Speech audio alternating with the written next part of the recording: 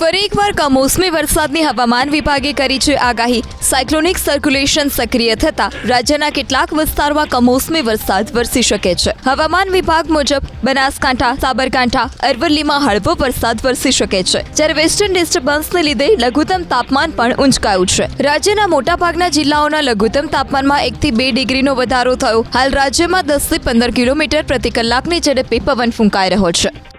जो वर्तमान परिस्थिति है उसमें एक साइक्लोनिक सर्कुलेशन है वेस्ट राजस्थान पे और एक ट्रफ गया हुआ है वेस्ट राजस्थान साइक्लोनिक सर्कुलेशन से लेके नॉर्थ ईस्ट अरेबियन सी। इसकी वजह से जो दिवस 1 है उसमें नॉर्थ गुजरात रीजन में मेनली बानसकाठा, साबरकाठा और अरावली में आइसोलेटेड लाइट रेन होने की संभावना है।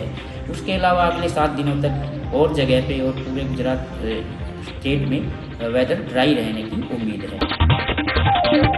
પતંગ રસિકોને આનંદ થાય તેવું અનુમાન કર્યું છે હવામાન નિષ્ણાંત અંબાલાલ પટેલે। અંબાલાલ પટેલના અનુમાન મુજબ ઉત્તરાયણમાં પવનની ગતિ થોડી વધુ રહેવાની શક્યતા છે। અમદાવાદ શહેરમાં દિવસ દરમિયાન 10 થી 12 કિલોમીટર પ્રતિ કલાકની ઝડપે પવન ફૂંકાવાની અને સાંજે 4 વાગ્યાની આસપાસ પવનની ગતિ વધે તેવી અંબાલાલ પટેલે આગાહી કરી છે। એટલું જ નહીં તો ઉત્તર ગુજરાતના જિલ્લાઓમાં પણ સવારે 20 કિલોમીટર પ્રતિ કલાકની ઝડપે પવન ફૂંકાશે, જ્યારે બપોર બાદ 22 કિલોમીટર પ્રતિ કલાકની ઝડપે પવન ફૂંકાવાની શક્યતા છે। સૌરાષ્ટ્રના જિલ્લામાં પણ 12 કિલોમીટર પ્રતિ કલાકની ઝડપે પવન ફૂંકાશે, જ્યારે મધ્ય ગુજરાતમાં પણ પવનની ગતિ 25 કિલોમીટર પ્રતિ કલાકની રહેવાનું અંબાલાલ પટેલે અનુમાન કર્યું છે। દક્ષિણ ગુજરાતના જિલ્લાઓમાં સવારથી સાંજ 6 થી 10 કિલોમીટર પ્રતિ કલાકની ઝડપે પવન ફૂંકાઈ શકે છે। એટલું જ નહીં 21 થી 23 જાન્યુઆરી વચ્ચે રાજ્યના કેટલાક ભાગોમાં માવઠું પણ થઈ શકે છે।